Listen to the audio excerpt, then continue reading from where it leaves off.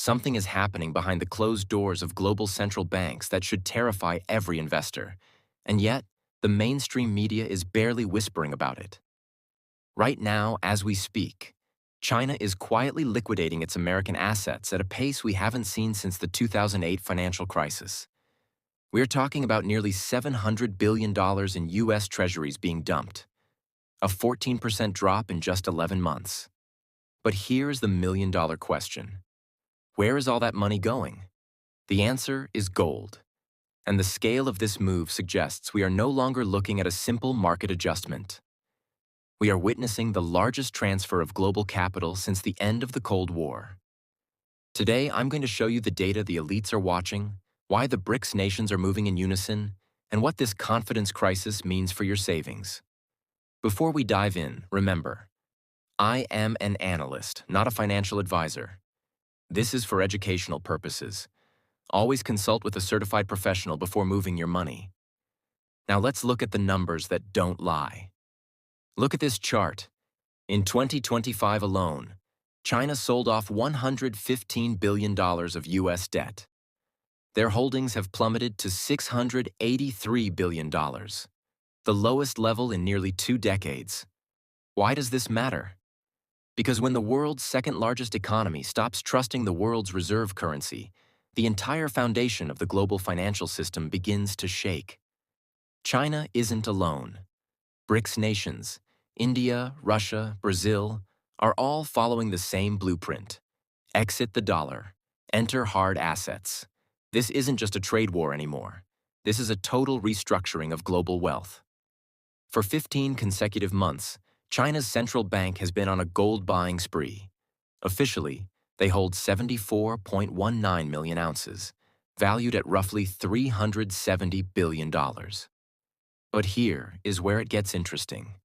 Top analysts believe the actual number could be double that. Why? Because of off-balance sheet purchases.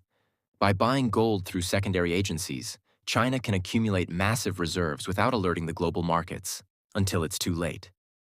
If these estimates are correct, China is on the verge of overtaking the United States as the world's largest gold holder. When gold hit $5,500 earlier this year, many called it hype. But was it? Or was it the market finally pricing in the loss of confidence in paper money? Every major market crash in history is preceded by a wealth transfer. It moves from the hands of the emotional to the hands of the structural. Right now, the shakeout is happening. The volatility you see in the markets is designed to make you panic and sell your hard assets. While the public is worried about daily price swings, central banks are looking at 10-year cycles. They are positioning for a world where the dollar is no longer the only king. Are you positioned, or are you just reacting? Pause for effect. Let me know in the comments. Are you holding more cash right now, or are you moving into metals? I read every comment, and I want to see where this community stands. So what is the next step? This is the part where you have to be smart. First, diversification is no longer optional. If 100% of your wealth is tied to a single currency or a single banking system, you are exposed to sovereign debt risk. Second, watch the Treasury yields. If the US has to pay higher and higher interest to find buyers for its debt, the system becomes unsustainable. Finally, and this is the most important part, do not act on FOMO, fear of missing out.